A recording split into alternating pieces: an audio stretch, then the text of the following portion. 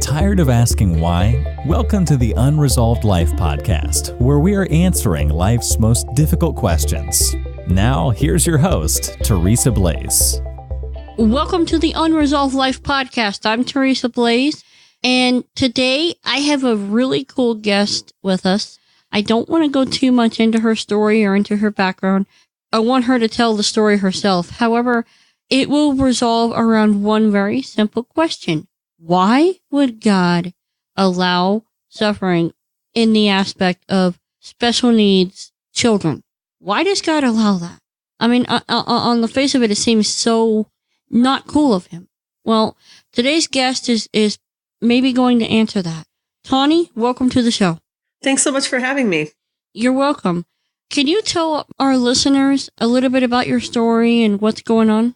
I'm married to my husband, Joe, and we've been married for 19 years. And we have a little boy named Josiah, who is now 12. At 2 years old, we had something that changed our lives very dramatically.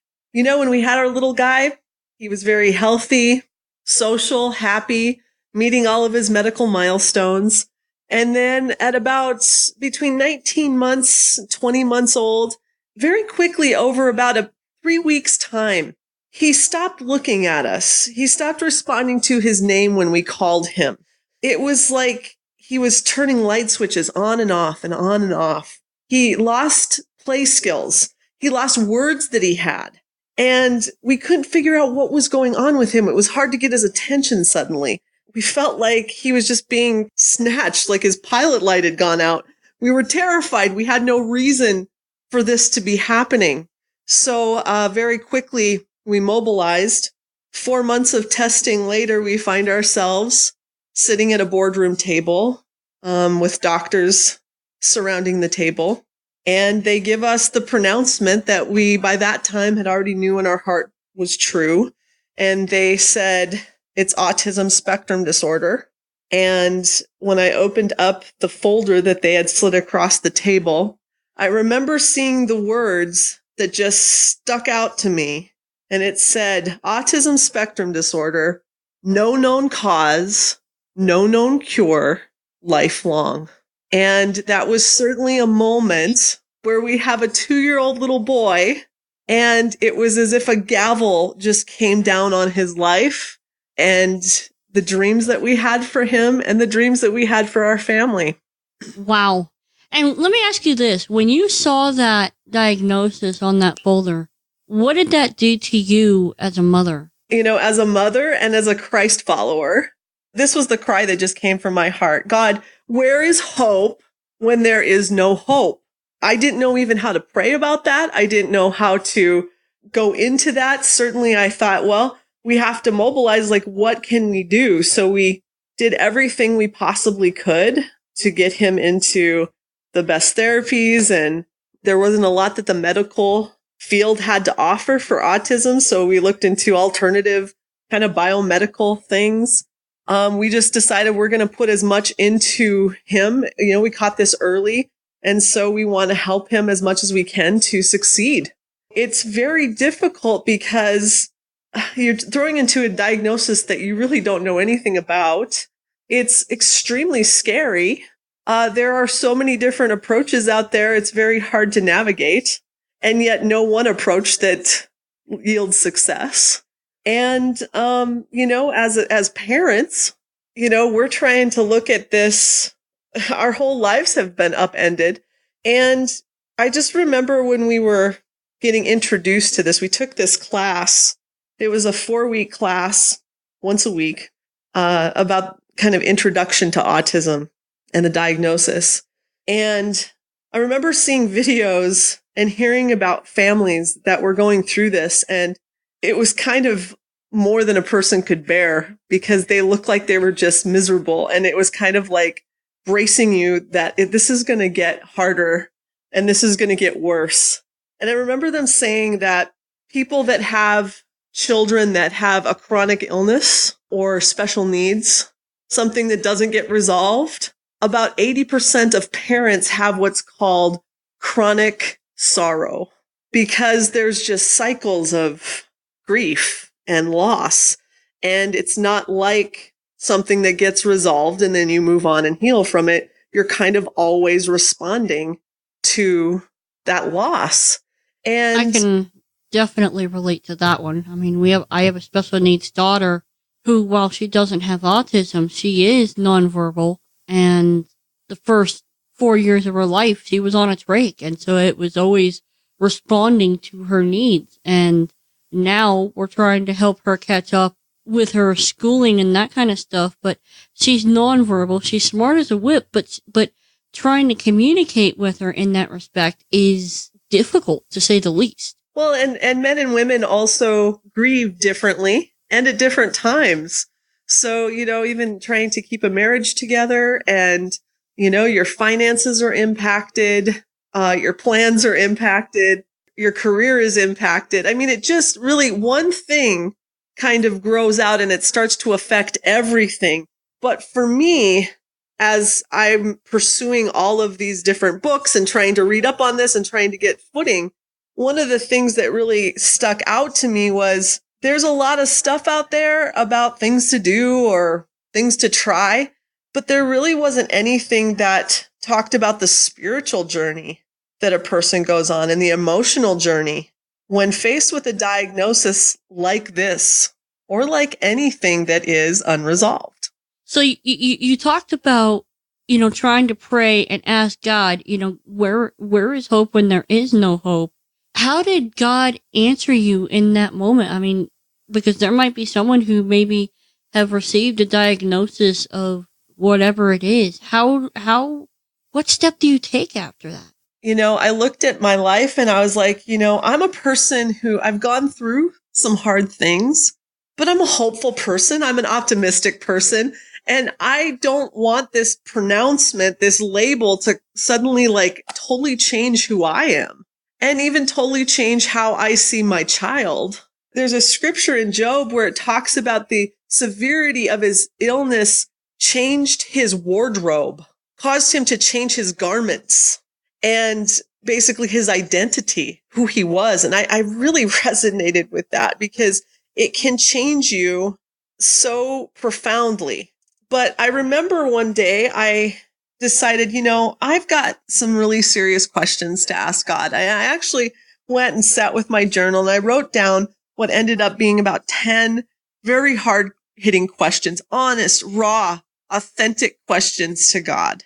And I kept saying, God, everybody's trying to tell me kind of the world's version of how I'm supposed to cope with this. How do I get my footing and cope with this new information and new reality? So if I need to learn how to cope with this, I want to cope with it in a godly way, in a biblical way. So show me how to cope with this in a godly way. And so I would go to God's word and I would always pull out those 10 hard questions that I had, hoping that maybe I would see something as I would be reading his word. Can you give an example of the questions that you asked? A lot of it is really like what you brought up in the beginning. Why didn't you protect us? Why did you allow this to happen? From before he was ever born, we were praying over him and speaking, you have good plans for him. And we named him Josiah, which means fire of the Lord. And it was like his fire has gone out. How can this even be? I've served you all my life, God. I'm even serving you in the church. What do I do with this? And what about healing? Do you still heal? Are you the God who heals? There were all sorts of questions like that. But one of the things was, how do I even pray for this? And really, how do I cope with this? And this is what I kept finding in God's word. There is simply no vocabulary in the Bible about coping. It's always oriented toward hope. It's always oriented toward that which is life-giving, life-inducing, life-speaking. And I kind of came to this place where I'm going to start believing that God is a good God and he is a good father and he's not withholding from me and that there are things that are going on here that I don't have the answers for, but that God sees us, and I'm going to be speaking life over my child. I'm going to be speaking life over our situation. So what started out as how do I cope well, I guess started ending up with how do I hope well. And I actually had started a blog back in those early days, which really was about the spiritual journey I was on, called Hoping, Not Coping. You went to God, you asked him some of these questions. Did you ever get the sense that he didn't mind you asking the questions, that he didn't mind the rawness of them? Or did he actually speak to you in those moments? Yeah. It's interesting because back in those early days, I didn't really understand so much how people like heard from God, okay, I'm trying to hear from him, and like, okay, I come across a scripture or I have a feeling inside of me or whatever, but I would definitely like go to his word and I would talk with him, but I had a kind of supernatural experience that kind of changed a lot of things. I was really down and it's like it was starting to even affect my physical body. Like my back started hurting. I'm just carrying the burden of this and I'm working full time and we're going through all this stuff with Josiah. And I was just dying inside. I was just physically getting wiped out and emotionally.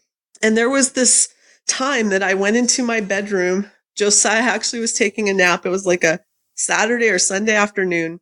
And I laid down for a nap too. And I woke up about 20 minutes later and I'm kind of a mouth breather. So it was really weird because I started smelling this smell and it was amazing. And it was like I could just drink it in. I mean, it was just filling my nostrils. And I'm like, what in the world is that smell? And I'm smelling my hair. I'm smelling, my deodorant. I'm smelling my pillow. Like, where could that what is that? It smelled like not vinegar. It smelled like vanilla and cinnamon, like creme brulee or something. And I'm just wondering, what in the world is this? And I'm smelling this for about 30 minutes.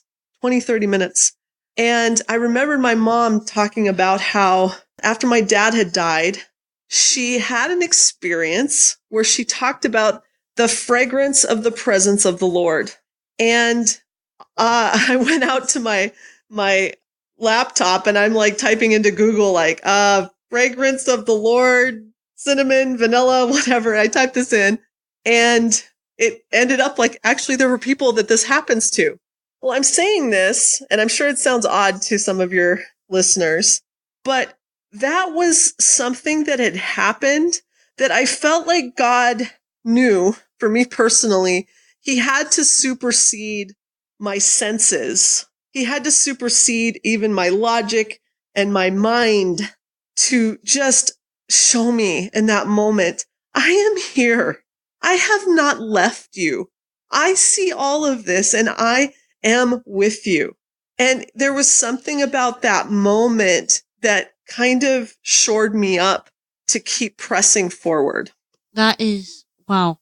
And guys, I know that, a story like that kind of sounds weird or maybe off the wall, but, God will show himself in whatever way he needs to anyone he needs to. So, I mean, that's kind of cool. So let's move forward a little bit. You're still trying to do, you're still trying to seek treatment and you're caring for Josiah.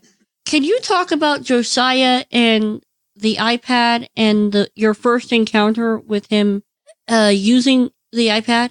We had just thrown so much effort into Josiah, hoping that we could really set him up for, our desire was hopefully he'll be able to be mainstreamed into school.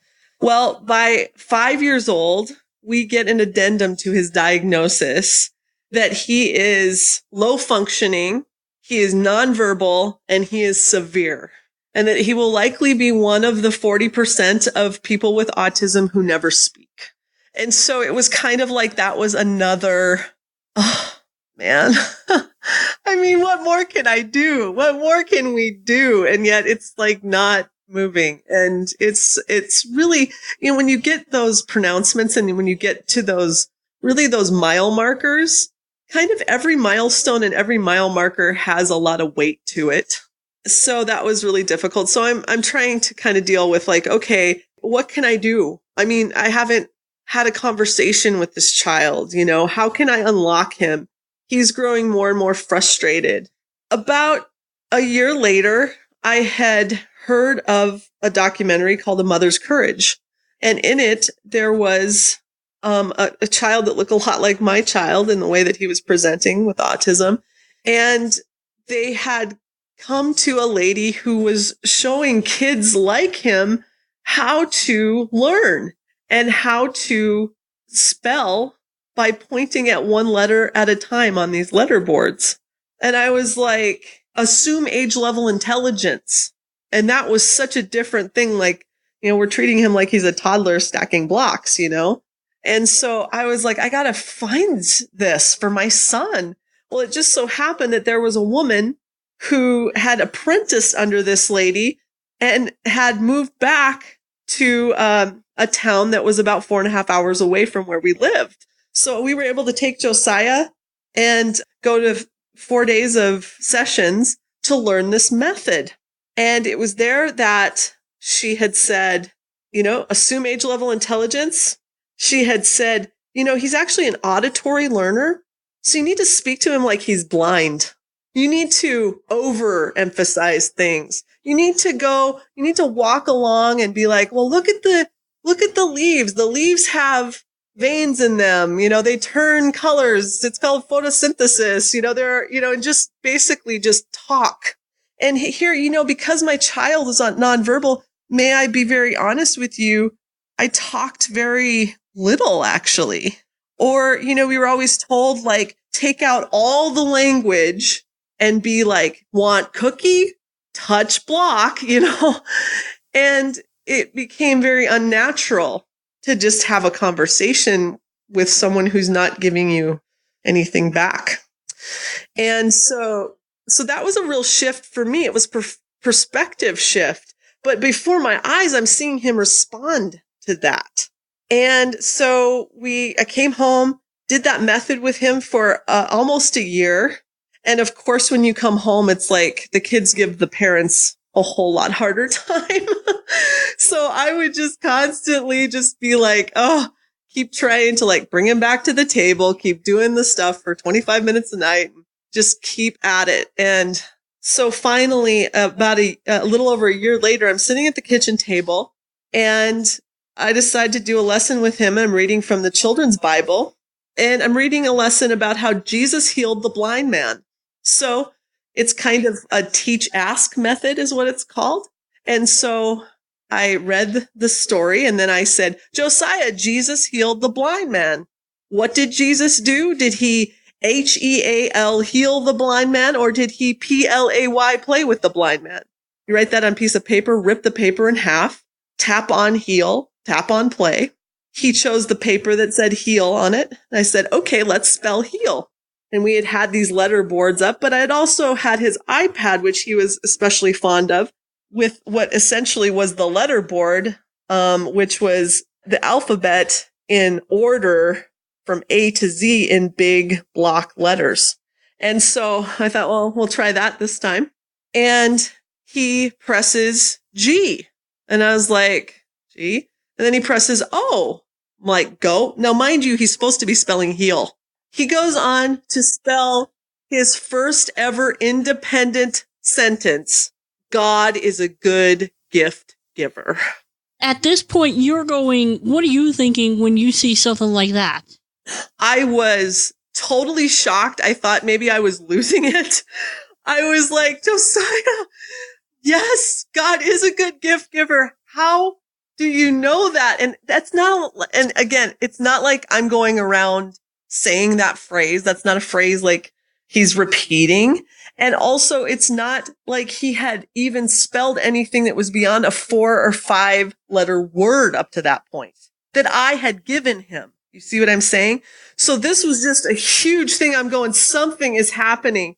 And he goes on to type, God is very capable. This was a moment that, well, I can say like that was a defining pivotal moment. Life started changing from that moment. And quite honestly, I thought he was being healed. Like I thought, okay, here we go. We're like, I've been praying for this child to come into healing for so long. This is it right here. That's not what ended up happening. That's what I thought was happening. But God was definitely doing something. Did he ever answer you in the sense of how he knew some of these phrases or how he was able to make some of these statements? Yes. So, I mean, of course, we go into that in great length in the book, Josiah's Fire. But one of the things that he had said, all of a sudden we start learning, what's your favorite color? What do you like to do? You know, what's your favorite cartoon character? You know, we haven't had a conversation with our child up to that point. But then he starts writing things that are like, where is he getting this stuff? Things that he's never been taught, things that we didn't know. I'd gotten him a lizard. I had gone on a trip. I had gotten him this little rubber lizard. And I had asked him, oh, what do you want to name the lizard? And he names the lizard. And then he goes on to type about how, like, you know, lizards have ageless tails. And a lot of people think that they have scales, but they actually have aspiration pores that do this and that. And I'm just like, what? How do you know this? I mean, I know he's not getting taught this. He's at therapy, basically like learning his colors, you know, and this is not something that they're teaching him. And my husband, I go up to him and I'm like, do you know anything about lizards? Like, start looking this stuff up. Well, you know, the way he said it, ageless tails, they regenerate their tails. They're actually able to regenerate if their tails get chopped off. And so there was this stuff that was just being confirmed. And then he started coming out with these like wisdom words, like faith is picture it done. And I thought, that's the best description of faith I've ever heard. Faith is picture it done. Or faith is believing for kites to fly when there's no wind in sight. And I was just like, what is happening? I did not have any grid for what was happening. I'm several years into this. I have more grid for it. But at the time, I was like, what in the world is going on? And God, whatever you're doing here, could it be like a little less out there and unbelievable? Like, I mean, that, in a way, it's kind of like, okay, I believe in God, but yeah, my belief kind of fits into these parameters, and God is like, yeah, but I kind of want to shift your parameters. Yeah, that is so true. He totally started taking me out of my box and taking himself out of the box I had him in. So one day I asked Josiah, how is it that you know this stuff? Like, how is it that you know how to spell it? Granted, he's spelling and there's no like spaces in between it or anything, you know, but I'm capturing everything on the iPad, the app that I have, but everything's like running together, no punctuation, no spaces, but he's spelling words and he's very accurately spelling them. And he typed to me, Jesus showed him the order of sounds. And I'm like, Jesus gave you hooked on phonics or something? I mean, it was just shocking because here's the deal. Yes, on one hand, I could say, you know what? He's been exposed to words all his life. We just didn't know he was being able to read them or comprehend them or whatever. But on the other hand, there honestly is no explanation except that God is truly has intervened in a way that is supernatural. That is, God is educating him. He has had experiences where God has shown him things and continues to show him things. And really, as time has gone along, he is really a poet. He's a poetically gifted child that God gives the most amazing picture images. He's not getting it from me. He's not getting it from his dad. He's not getting it from his school. So where's he getting it from? When your husband heard about what was going on, how did he react? Well, he was amazed too, and he was shocked too. And, you know, of course, we both are sitting there going, what in the heck is going on? We're trying to get our orientation around it. And it's also weird. So you can't believe how many times a person has to put down their own reputation to even be able to describe this. So we've certainly gone through a process where it's like we have to embrace what's happening and be confident and not worry about what people think. And honestly, what we've seen is God heal us in a lot of ways. God's healed our marriage. God's continued to help us have great hope and faith in him. And even when the circumstances continue to rage around us, I mean, Josiah is still very much autistic. Josiah still is classified as what would be severe. But we also can't deny that God is working on him, and that not only is God a good gift giver, but God is a good gap filler. And it may not be, we think that we are in charge of everything that they, learn, and you just put so much therapy and so much hours and much effort into things. You know what? God has his hand on these children, even if we don't know everything that's going on in their mind. They're thinking, they're processing. There's a bright inner world, I am convinced, in pretty much everybody. And even if there are intellectual challenges or physical challenges, or developmental challenges, we need to kind of get off our own high horses and realize we can't test out everything to see what's actually going on in there, and that God has his hand on these people. In one of the previous interviews that I listened to, in fact, I was listening, because I actually heard about you on the Hagman report, which, was really cool. And in one of the previous interviews, you actually talked about him knowing things about other people. Do you want to kind of comment about that a little bit? He started talking about things of heaven, and I couldn't figure out, how do you know this stuff? And, when he first started typing about this stuff, it was kind of immature in his writing. It was kind of I'm having to put together things, but I don't exactly understand what he's talking about or what he's seeing. He's having a hard time describing it. And, but things keep going on. One day I asked him, can you fill in this blank? My favorite place in heaven is, and he goes on to write this most amazing, basically poem, his first, what he called song about heaven.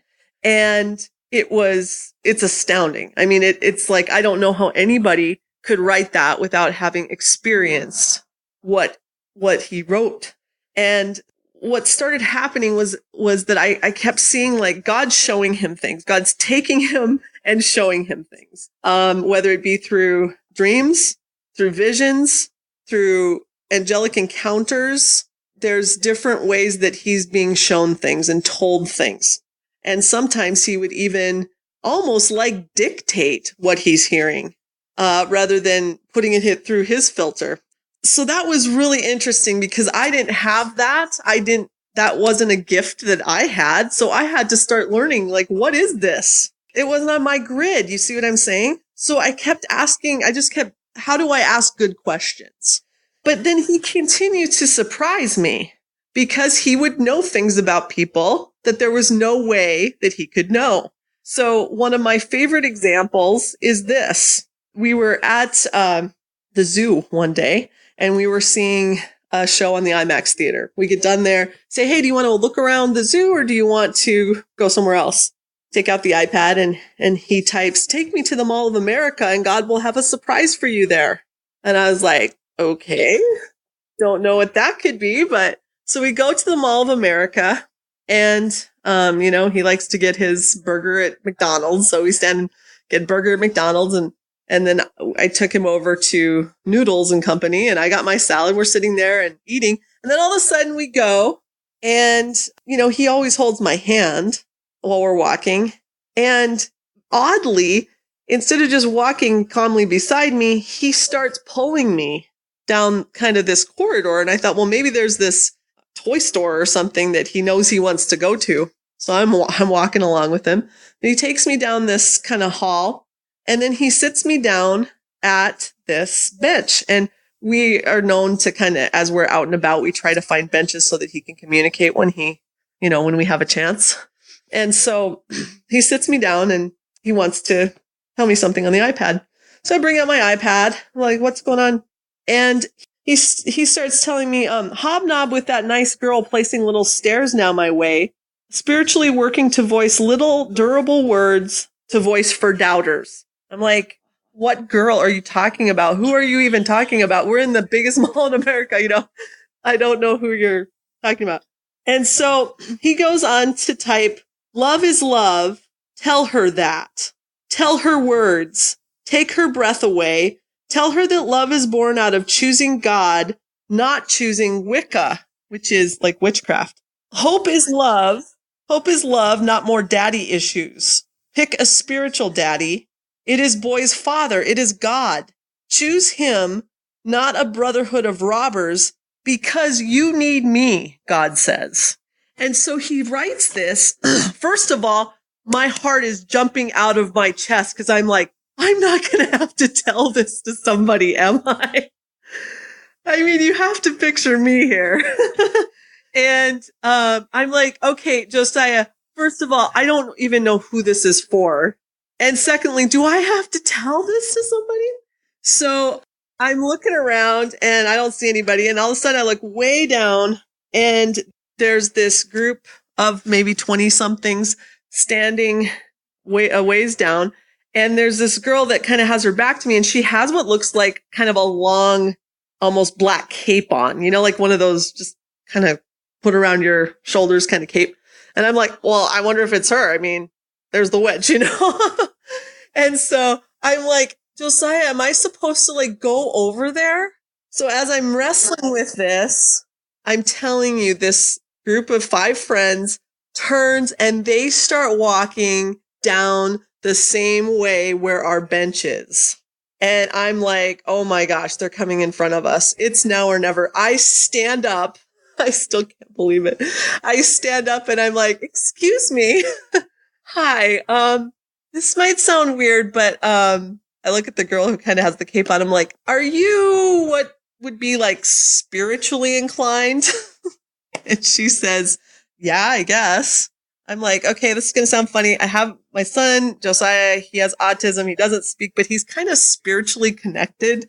And I think he has a word for you. Do you mind if I just read it to you? And again, at that time, still all his words are just running together. So I have to flip over this app and read, decipher this. And so I'm just looking at it. I'm reading it word for word to her. And I look up and I say, does that mean anything to you? And she goes, no, not really. Well, of course, my heart just dropped. Then this girl who's next to her, who has this short, cute blonde bob and is wearing a sunny yellow tank top, says, that's not her, but that's me. And she literally takes her tank top and pulls it to the side. And she shows me a 5-star pentagram tattoo. She said, I'm in Wicca and I've been told that I have daddy issues and I don't even know what to do with this right now. And I'm like, oh my gosh. I say to the girl with the cape, I'm like, I'm sorry. The cape really threw me off. Excuse me. Okay. You. Wow. Is it just me or are you freaking out right now? Because I'm like, God, like the God of the universe, like the God of the Bible, basically intersected heaven and earth and time to somehow cause a mom and her autistic kid to meet up with you in the biggest mall of America to get you a message. And she's like, what was her reaction when you said that?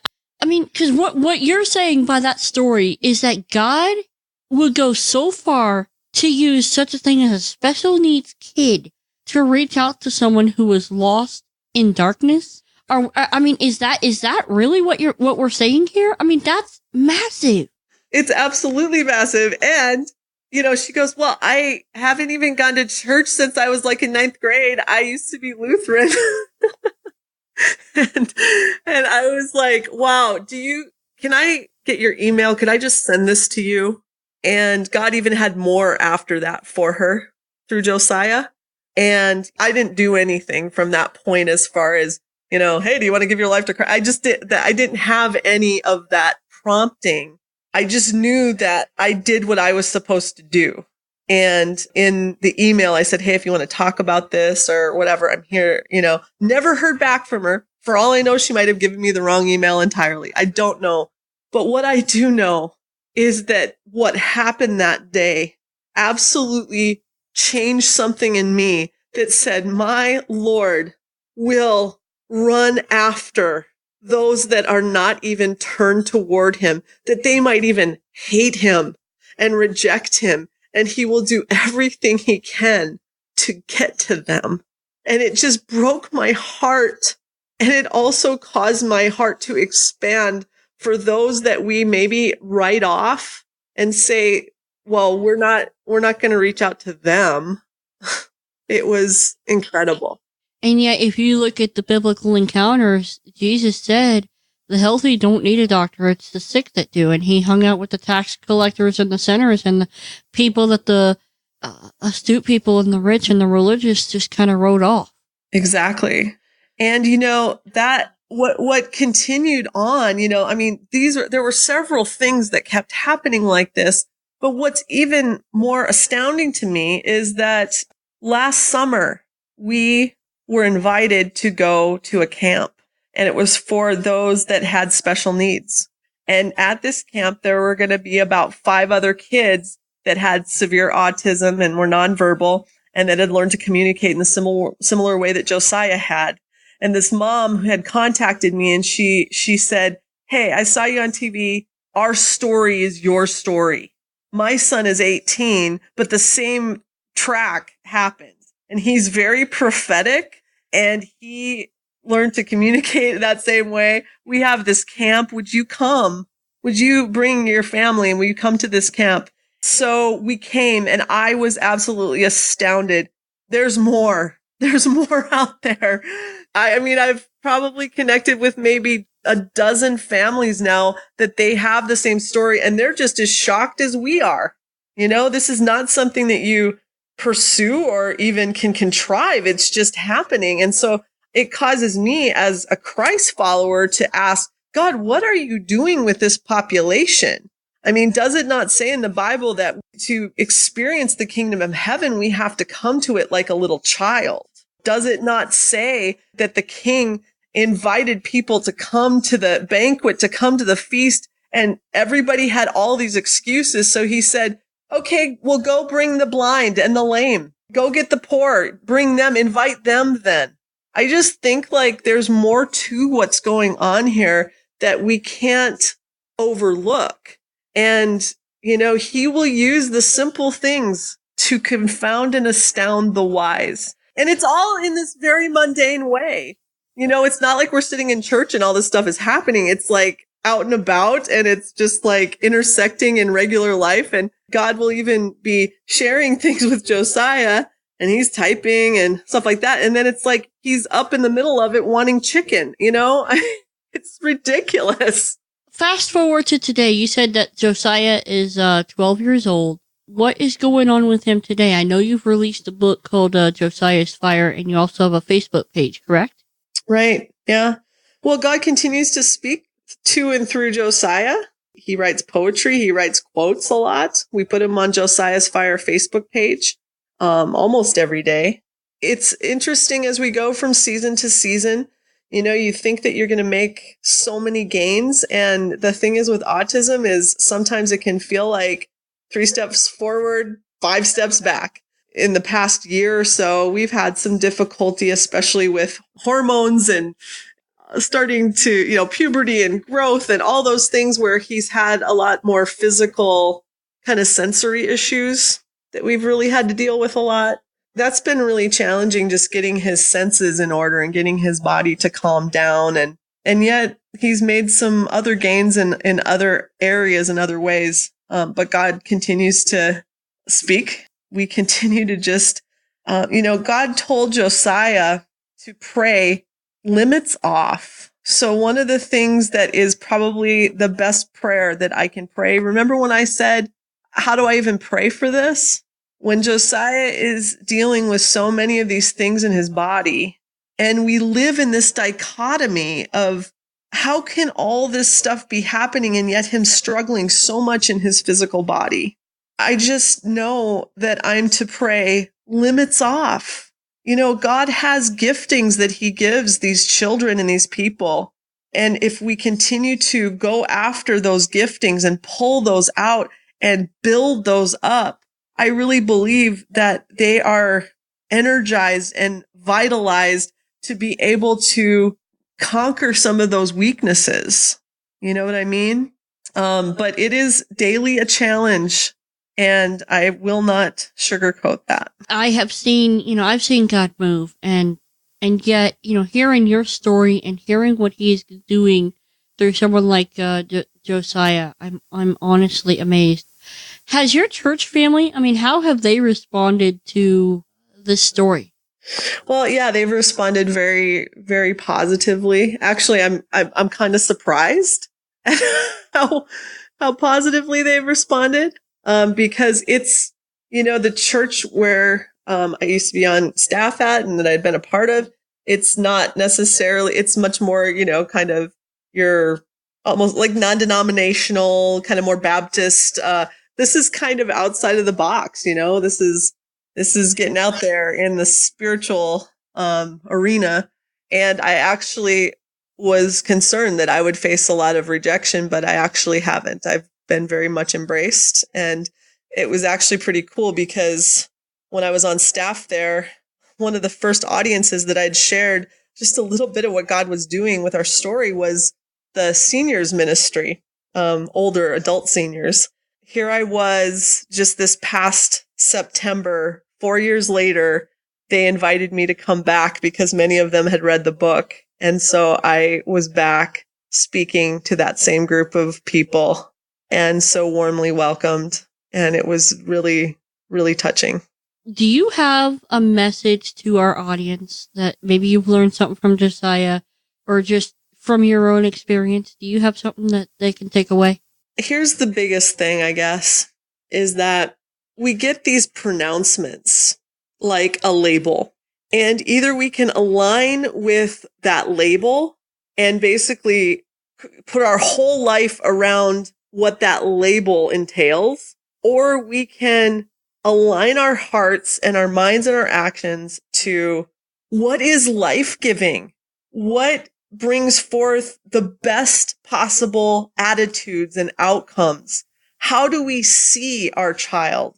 How do we see our own lives? Can we dream those dreams again? Can we take dreams off the shelf? Who are we, and how is this label, how is this experience that we're having going to build into who we are? I'm not the same person I was before, but you know what? I don't want to be. There's part of this that we are very much connected with the stories of our children. As God works in them, he also wants to work in us. And it's all very interwoven. So I think that part of it is just an openness to build into your child the self-esteem, the worth, the worthiness. When they have special needs of any kind, they have a lot of holes in their bucket, like that it can drain out, the confidence or just any of that stuff. They go out into the world and it just can drain out so fast. We have to be filling them up with such good words, with such good encouragement that whatever that thing is that is the disability gets shifted to different abilities. They all have them. And so to pinpoint that thing that is like, there is a gift there, whether it's art, whether it's science, whether it's math, whether it's music, poetry, whatever it is, whatever delights them and lights them up. Guess what? There's about 1 million things to go after. We have to go after those things first and then let that emanate out to those other things that need to be lifted up, because that's what gives them vibrancy in life. We don't want our children to get depressed. Those that have special needs have a high level of statistically depression. That's our job as parents, to lift them up and also be strengthened ourselves. It's a tough deal. It's a constant struggle. But to me, it's a matter of aligning our hearts and our hopes and our words and our actions to that which is life. I am just kind of blown away, just kind of listening and hearing your heart and hearing the story. I mean, God really does use the oddest things, the weak things of this world to confound the wise. I mean, I'm quite sure that when those doctors gave that prognosis, they didn't see this coming. There are things that are going to be very difficult to test, to show, to prove. And there is also what is called experience. And I think that we are in a time when people need to rely on the fact that they are experiencing things. And it's not all about all the testing and all the labels and all the scientific this, that, and the other thing. What is experience showing you and telling you? And you know what? With our children, just like with Helen Keller, it took different approaches. It takes different approaches to reach different children. It's not a one-size-fits-all deal. And so we have to be confident with those instincts. I just wanted to thank you so much for coming on the show and telling Josiah's story. And guys, we are going to have links to the book and the Josiah's Fire fan page on the show notes, and you can find that at unresolved.life. So again, I just want to say thank you so much for coming on the show. I am so delighted. Thanks for having me. All right. Thank you very much. Guys, this has been the Unresolved Life podcast. I am Teresa Blaze, and we will speak again next time. You've been listening to the Unresolved Life podcast. To catch all our past shows, go to unresolved.life. That's unresolved.life.